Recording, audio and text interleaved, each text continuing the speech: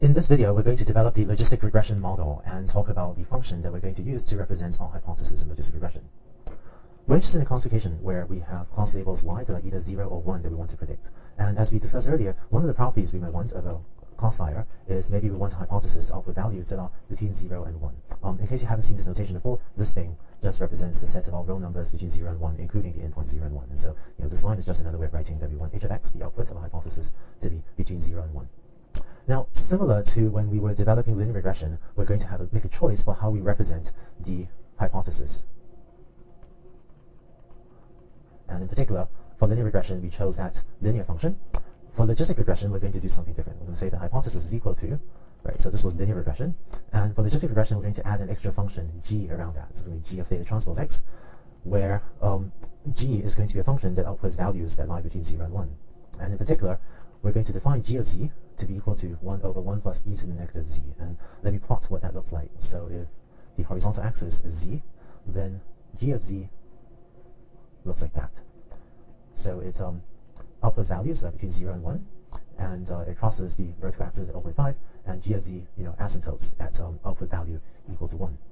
This function g is alternately called the sigmoid function or the logistic function.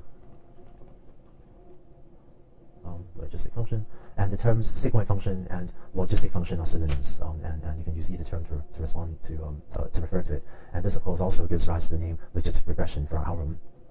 Using this definition for our hypothesis, we therefore have that h of x is equal to 1 over 1 plus e to the negative theta transpose x, and therefore the output values of our hypothesis will lie between 0 and 1. Now, the parameters of this model are theta, and at some point we're going to have to figure out how to fit the parameters theta to a training set. But let's worry about that later, and for now let's talk a bit more about the interpretation of this model. In particular, we're going to interpret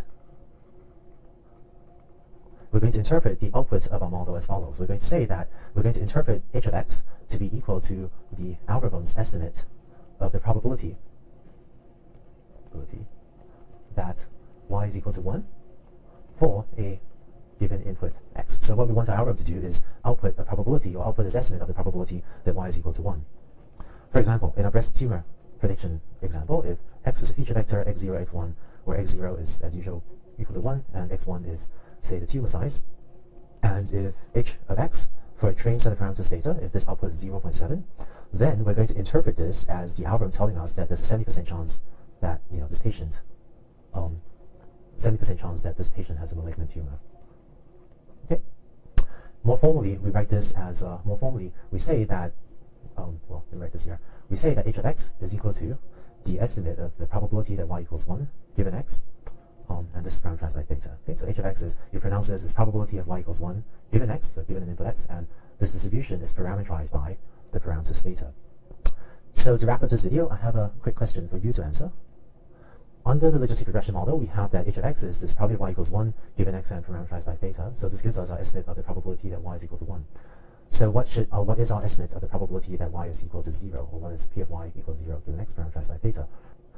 Hopefully you got that this is the right answer. And for example, if h of x equals 0.7, we said that was a 70% chance of a malignant tumor, and because y is either 0 or 1, a tumor has to be either malignant or benign, and so with a 70% chance of a malignant tumor, there has to be 0.3 or a 30% chance of a benign tumor, and more generally, probability of y equals 0, is going to be 1 minus the probability of y equals 1, because y has to be equal to zeta 0, 1, and that's how, and that's why 1 minus h of x is our estimate that probability of y is equal to 0.